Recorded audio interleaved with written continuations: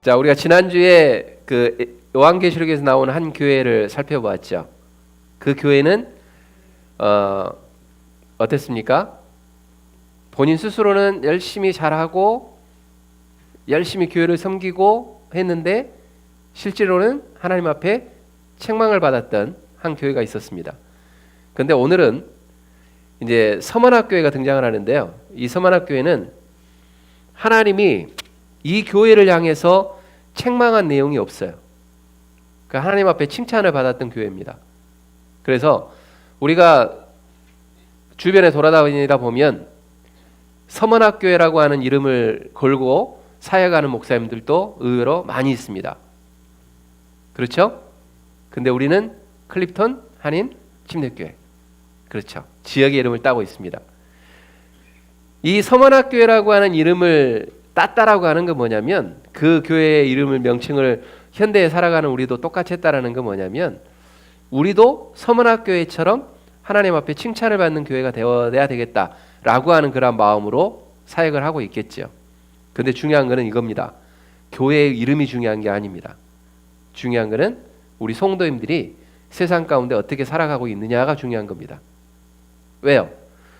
요한계시록의 2장의 말씀에 보면 서머나 교회의 사자에게 편지하라라고 이야기하면서 그 뒤로는요, 서머나 교회에 대한 이름은 하지 않아요. 교회 이름이 중요한 게 아니란 이야기예요.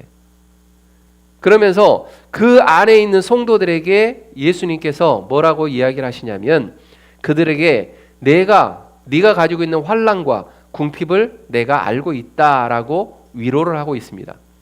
그래서 오늘 이 서머나 교회를 향한 하나님의 이 음성을 우리 성도님들이 위로로 받으시고, 더 나아가서는 이 위로가 어떠한 모습으로 우리의 삶을 변화시킬 것인가에 대한 부분들을 우리가 잠깐 살펴보았으면 좋겠습니다. 서머나 지역은 에베소 북쪽에 위치한 항구 도시입니다. 지금으로 보면 이즈미르라고 하는 이 지역이 이제 서머나 지역입니다. 그리고 이 지역은요, 상업적으로 상당히 번성했던 도시입니다. 그래서 아시아의 왕관이다라고 불릴 만큼 상업적으로 번창했던 도시가 바로 서머나입니다. 그리고 더 나아가서 이 도시는 로마 제국에 대한 충성심이 너무 강했습니다.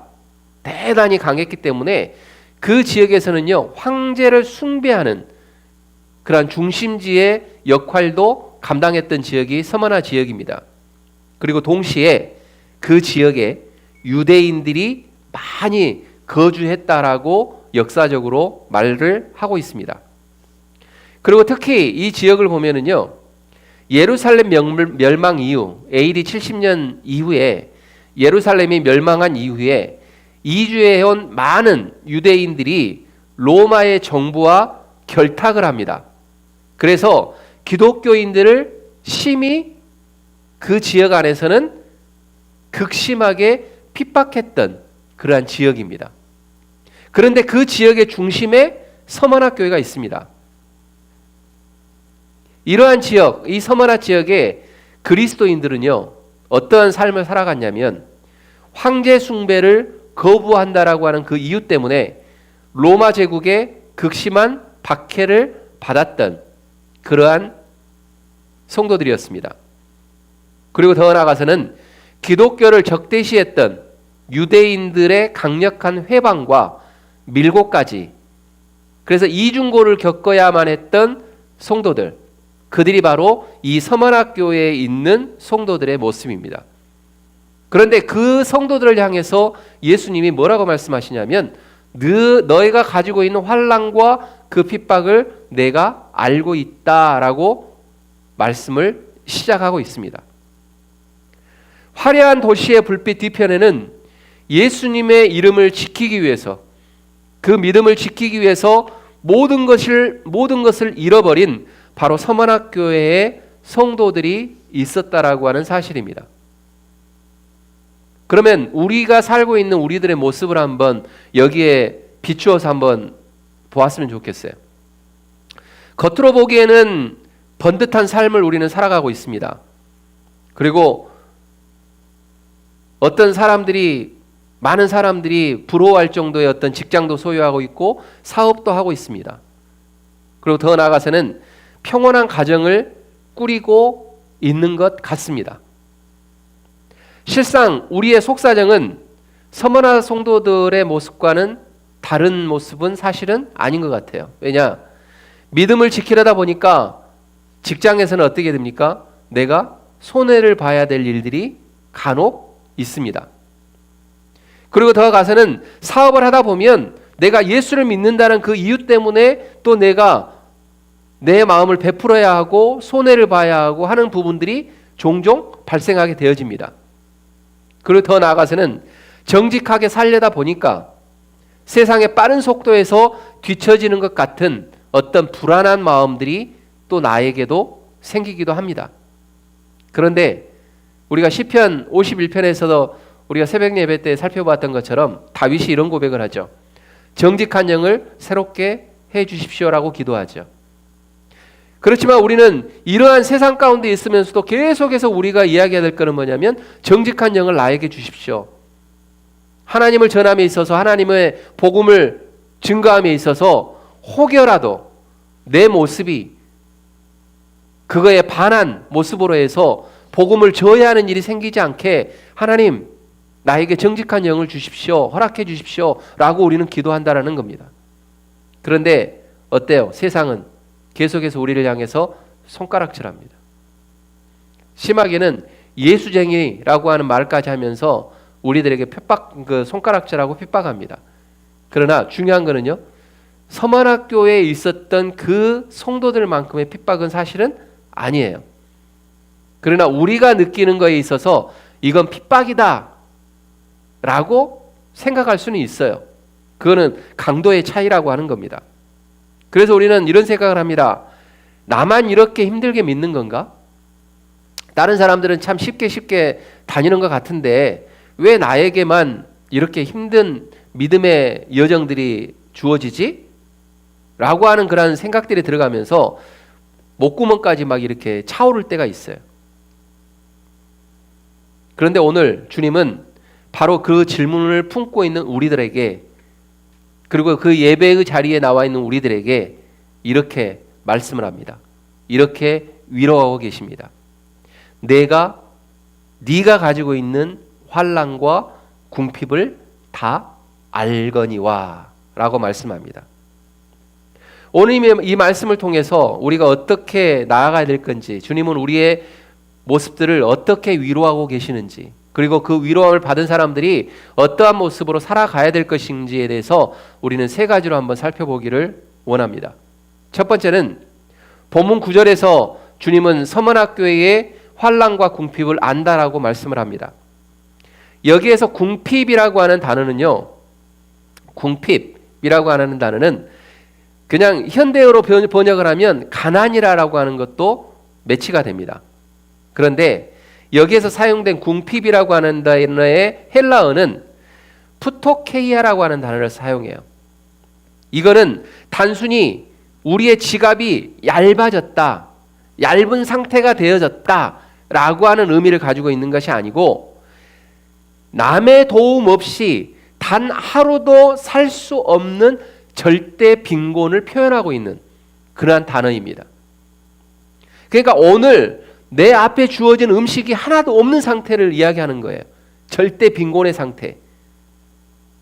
그래서 서머나 교인들은 황제 숭배를 거부하고 그 신앙을 지키는 대가로 어떤 것들이 있었냐면 경제적인 불이익을 당했습니다. 그리고 사회적인 제재를 당했습니다. 그리고 더 나아가서는 정치적인 박해를 받았습니다. 그래서 그들은 물질적으로는 극심한 궁핍에 시달렸다라고 하는 것을 하나님은 우리 예수님께서는 아셨다라고 하는 겁니다. 그러한 그들에게 주님은 알고 있는 것에만 멈춰 있는 것이 아니라 그들을 위로하면서 역설적인 선포를 하고 계시죠. 9절 말씀에 뭐라고 선포합니까? 내가 네 환난과 궁핍을 아노니 라고 말씀하면서 실상은 네가 부유한 자다. 그들의 현실은 부유하지 않아요. 그들은 지금 어떻게 하면 그들의 핍박을 피하고 그들의 환난을 피하고 경제적으로 내가 부유해져서 그들에게 내가 떵떵거리고 봐라, 내가 하나님을 믿으면, 예수님을 믿으면 너희들보다 잘 살지 라고 하는 것들을 보여줘야 하는 되는 그러한 상황인데, 예수님은 그러한 상황에 있는 나를 향해서 뭐라고 이야기하시냐면 너는 부요한 사람이야 라고 이야기하고 있다는 거예요. 다시 말씀드리면 주님의 시각에서는요, 그들이 세상을 이기고 믿음을 굳게 지켰기 때문에 영적으로 가장 부요한 사람이다라고 칭찬하고 있는 말씀입니다. 반면에 혈통을 내세우면서 기독교인들을 핍박하던 자칭 유대인들을 향해서는 예수님이 뭐라고 이야기하십니까? 사탄의 회당이다라고 이야기를 합니다. 단호하게 규정을 해버립니다. 그들의 악한 영적 실상을 예수님은 단호하게 선포하고 있다라고 하는 겁니다. 사랑하는 성도 여러분, 우리가 주의를 지키고 말씀대로 살려야 할 때 겪는 그러한 어려움들이 있습니다. 경제적인 손실이 있습니다. 그리고 관계의 소외가 있습니다. 더 나아가서는 마음의 상처도 있습니다. 예전에 저희들이 어렸을 때 우리 어르신들 앞에서, 우리 송대님들 앞에서 제가 어렸을 때 이야기하면 참 막 낯뜨거워져요. 근데 저 어렸을 때 주일날 가게 상점의 문을 열면 눈총 받았어요. 그랬죠? 주일은 온전히 주일이야. 그래서 주일날 가게 문 열면 안 돼. 근데 지금은 어떻습니까?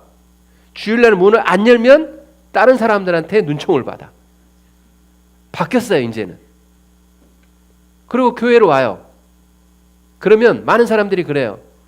야, 날씨도 좋고 밖에 가면 꽃도 피고 밖에 나가면 조그만 공도 있고 눈앞에 있고 막 그런단 말이에요. 그래서 야, 가자. 야, 11시 지금 피크, 지금 가장 좋은 타임이야. 가자 이렇게 유혹을 합니다. 그리고 또 가정에서는, 예수 믿지 않는 가정에서는 어떻습니까?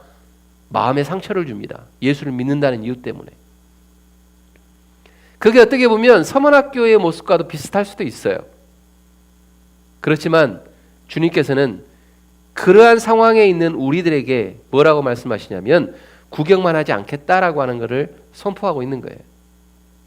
주님은 뭐라고 말씀하셨습니까? 서문학교에게 편지하노니 라고 말씀하면서 처음이며 마지막이요 죽었다가 살아나시는 이가 라고 이야기합니다.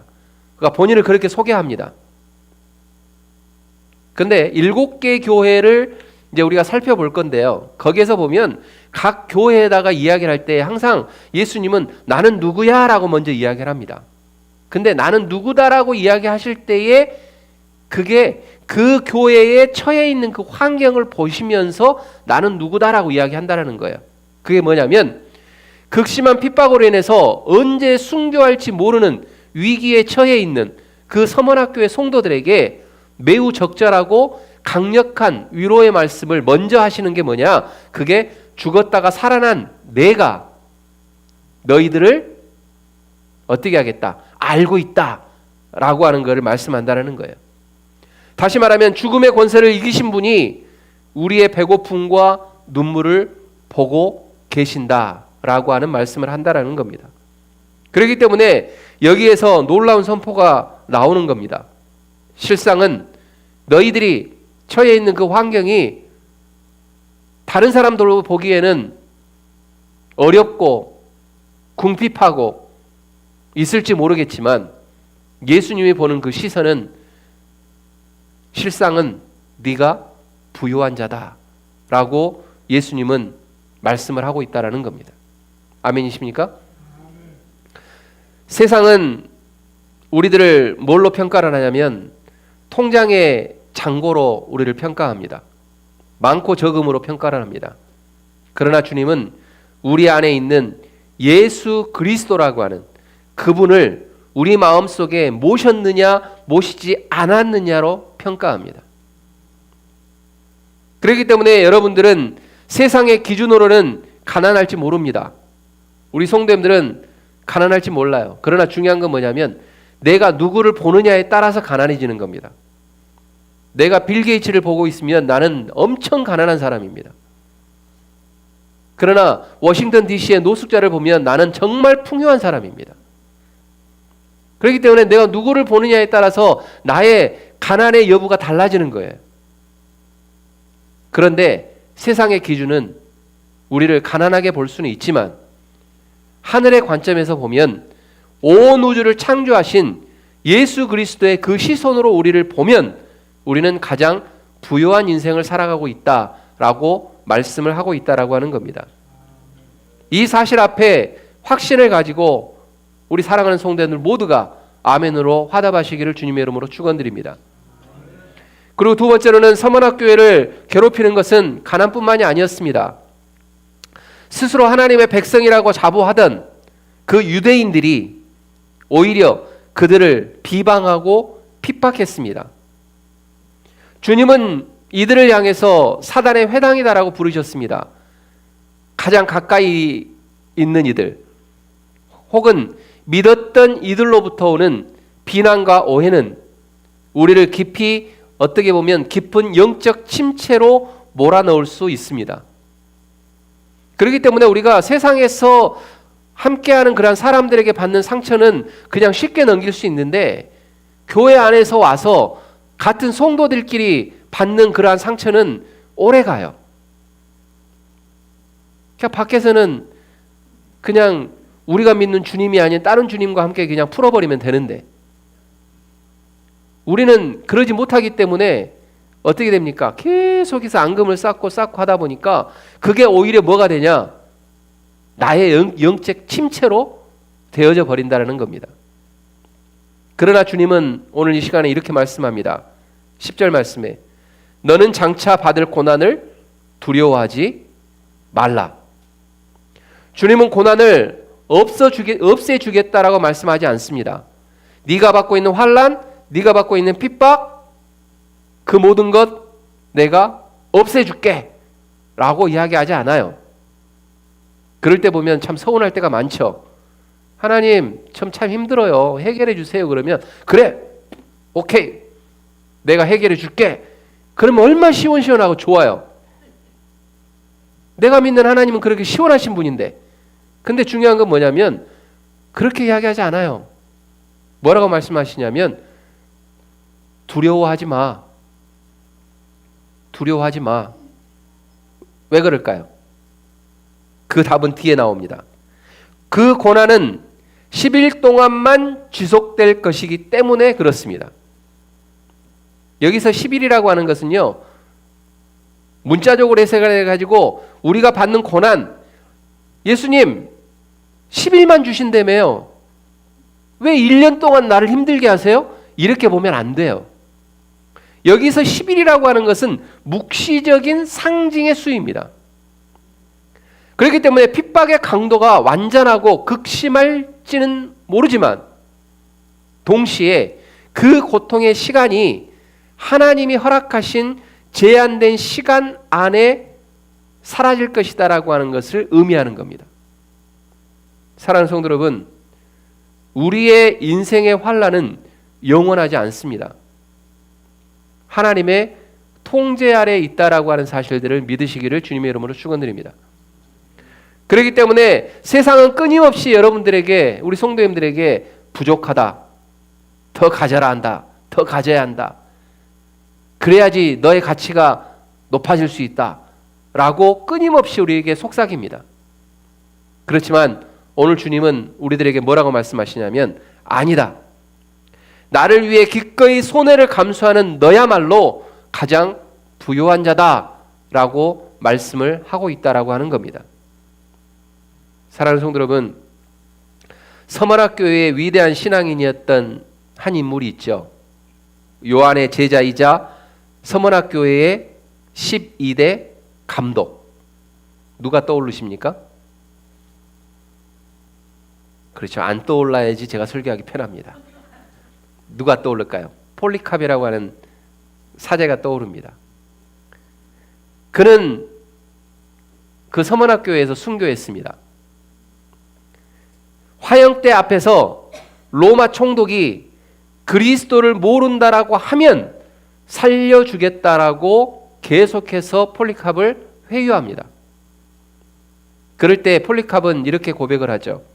AD 155년경 순교의 현장에서 폴리캅은 이렇게 이야기합니다. 86년 동안 나는 그분을 섬겼소. 그동안 그분은 한 번도 나를 억울하게 하지 않으셨소. 그런데 내가 어찌 나를 구원하신 나의 왕을 모독할 수 있겠소? 라고 하면서 그 처형의 장소에서 당당하게 처형을 당합니다. 폴리캅은 어떻게 보면 육신의 어떤 죽음을 두려워하지 않았습니다. 그는 생명의 면류관을 바라보면서 그는 예수님을 믿고 살아왔습니다. 그래서 그는 86년의 삶으로 주님의 신실하심을 증언하면서 그의 죽음, 영원한 생명을 그는 얻었다라고 하는 사실입니다. 이게 서문학교에 있었던 폴리캅의 역사입니다. 사랑하는 성도 여러분, 우리에게는요, 이와 같은 어떤 순교의 상황까지는 아니더라도 우리의 삶의 시련이 아무리 거세고 아무리 힘들어도 우리는 누구의 손아귀에 있습니까? 하나님의 손아귀에 있습니다. 주님의 손 아래에 있다는 이야기예요. 그렇기 때문에 우리 성도님들의 고난에는 반드시 뭐가 있습니까? 끝이 있습니다.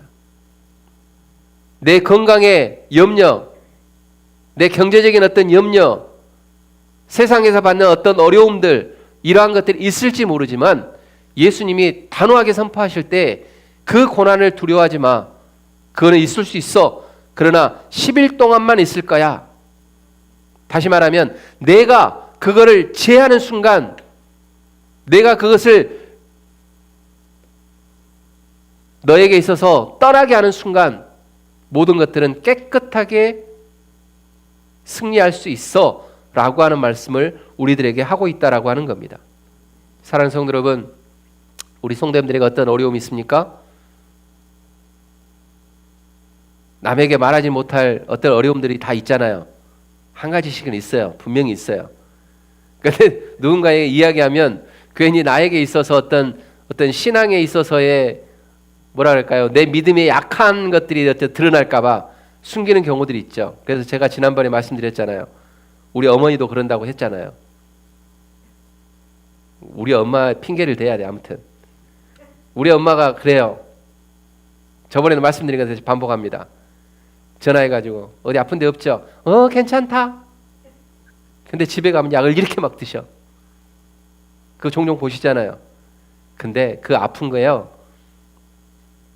감출 게 아닙니다.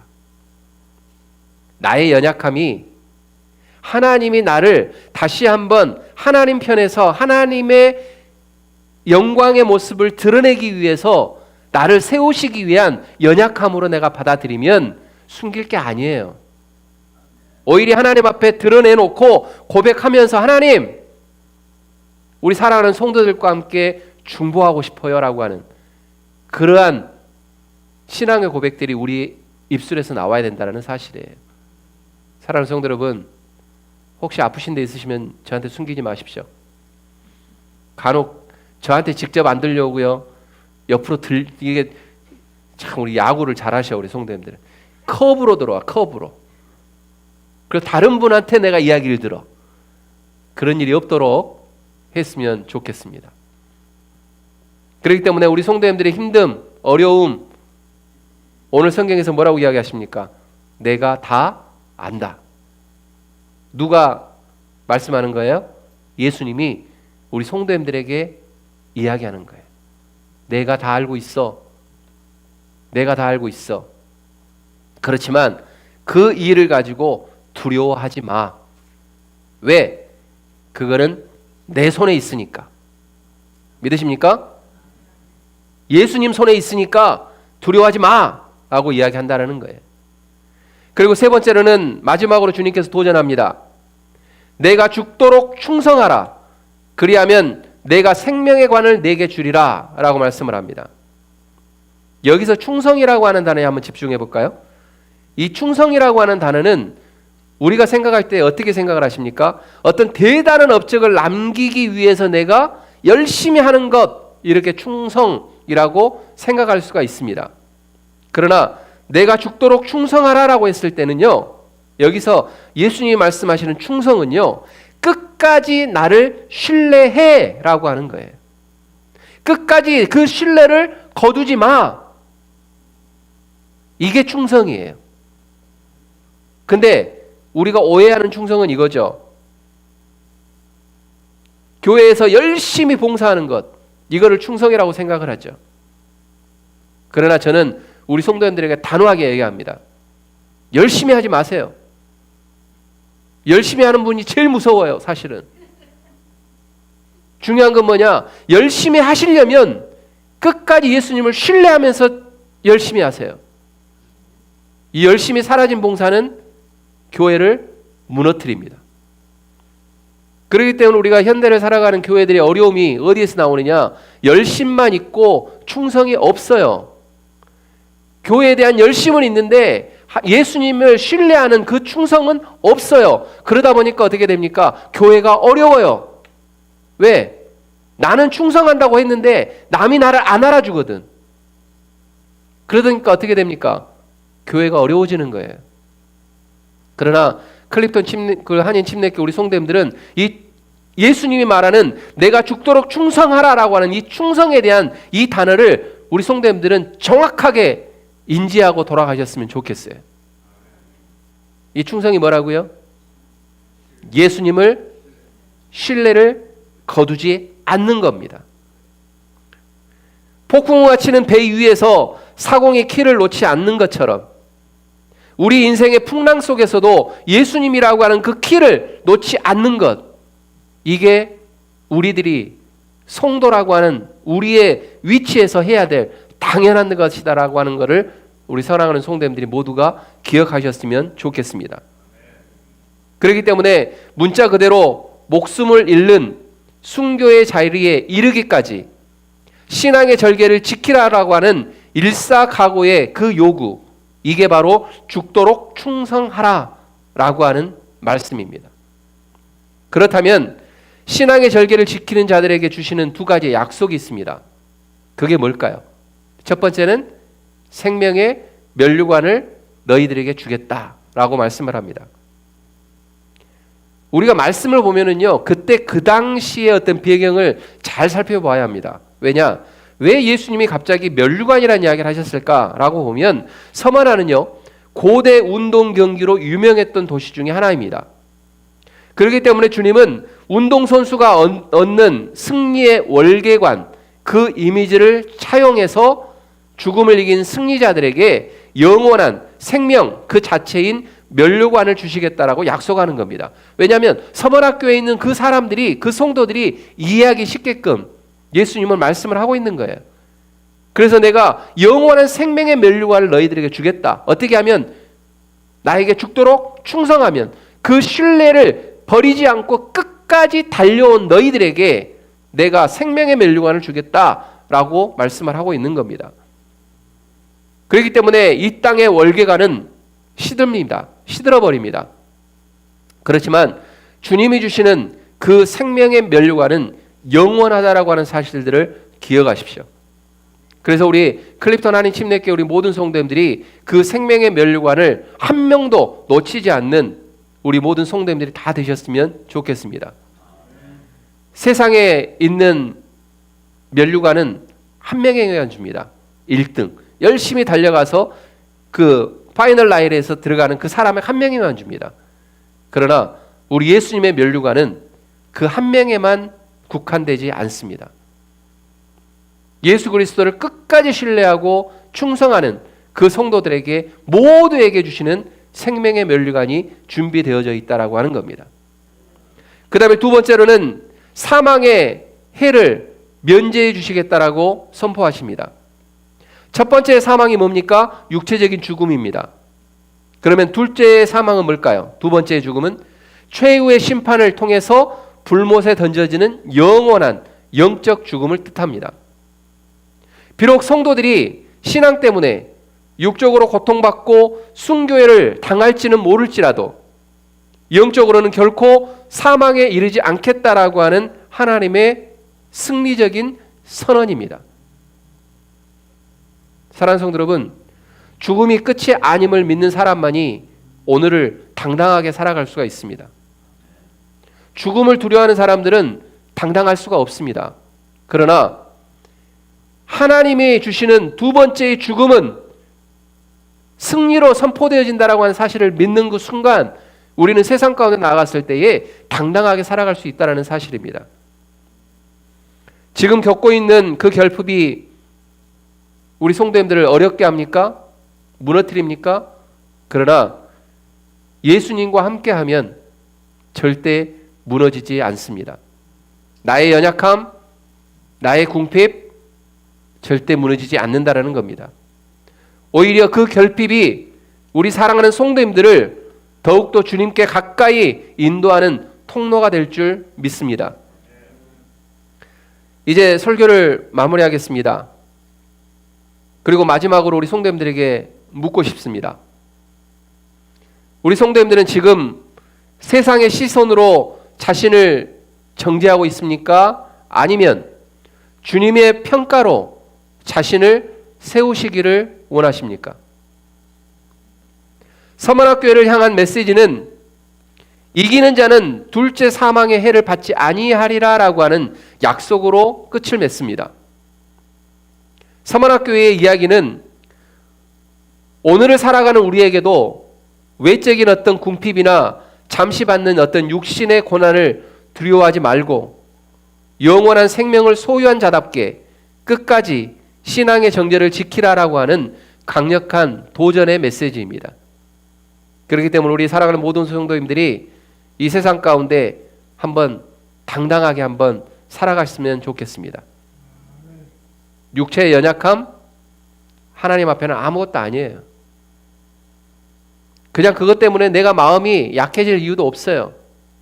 당당하게 하나님 앞에 우리 예수님 앞에 나아가는 것, 그게 더 중요하다라고 하는 것을 서문학교를 향해서 또한 우리를 향해서 말씀하고 있다라고 하는 겁니다. 우리 성도님들에게 설교를 마치면서 한 3가지의 과제를 한번 드릴게요. 할지 안 할지 내가 체크를 안 하니까 몰라.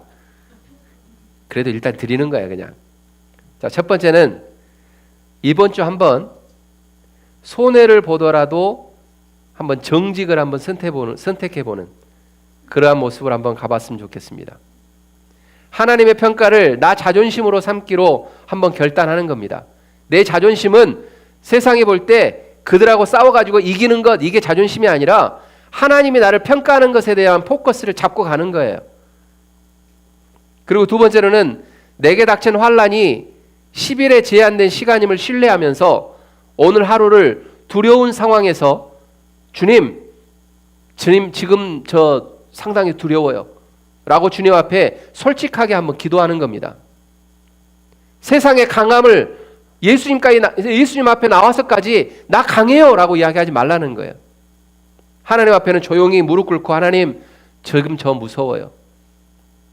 저를 좀 도와주세요 라고 한번 해보시라는 겁니다. 그리고 세 번째로는 우리가 살다 보면 불평이 올라오잖아요. 그 불평이 올라올 때 한 번이라도 감사로 바꿔보는 그러한 말로 한번 바꿔보십시오. 생명의 관을 향한 하나님의 영광을 드러내는 과정으로 받아들이셨으면 좋겠습니다. 그래서 혹시라도 내가 불평이 나올 것 같으면 내 입을 딱 막고 하나님 이 불평까지도 감사합니다 라고 하는 음성으로 바꾸시라는 겁니다. 비록 현실은 여전히 광야 같습니다. 여전히 주머니는 비어 있습니다.